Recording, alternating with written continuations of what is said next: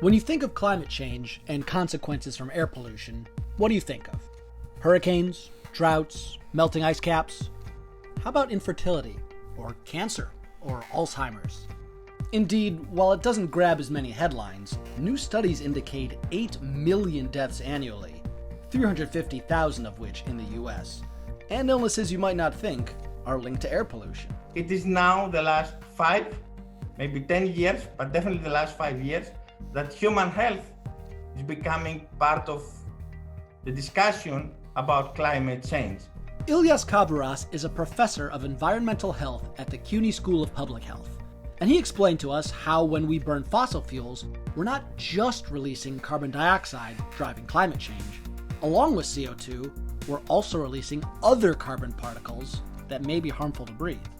Particulate matter in the air, or atmospheric aerosol, are very tiny particles that in the air that we cannot really see them.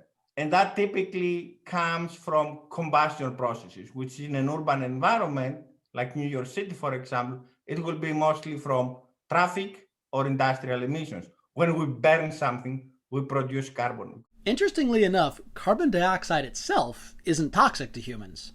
But these other bits of carbon, this particulate matter, can be. But how do they interact with our body once we breathe them in? The smaller particles can penetrate deeper into the lungs. Now, the lungs is not completely isolated from the rest of the body.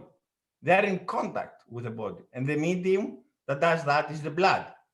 So there is an exchange between lungs and blood. So how oxygen, for example, transfers from the lungs to the blood and then circulates through the body, right?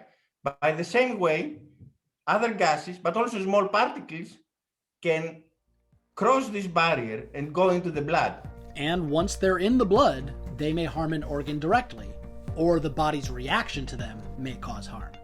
What kind of ailments are we talking about here? Lung damage and lung disease.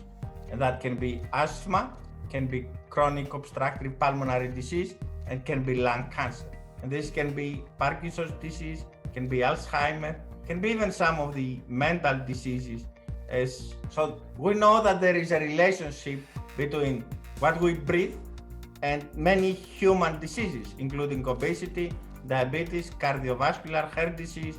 We still need to understand the exact mechanism, all the steps that take place in the human body. That is quite a list, and only a partial one at that. But that's not to say everyone needs to move to the countryside or stay indoors. And according to Kavouras, it is not the only risk factor. Things like genetics, where you live, socioeconomics all play a role. But the risk of these fossil fuel byproducts are certainly an important angle to consider when we talk about climate change, a sometimes overlooked one. Do you think it would help if the repercussions of climate change on our own health was discussed more like this? When health is part of the discussion, our health is part of the discussion, and we are more motivated to act. As we know, what goes around comes around. So now we are part of this environment, so we're exposed to what we are putting into the environment. Another reason to take climate change seriously, our own personal health, not just in the future, happening right now already. I'm Ari Goldberg for Simply Science.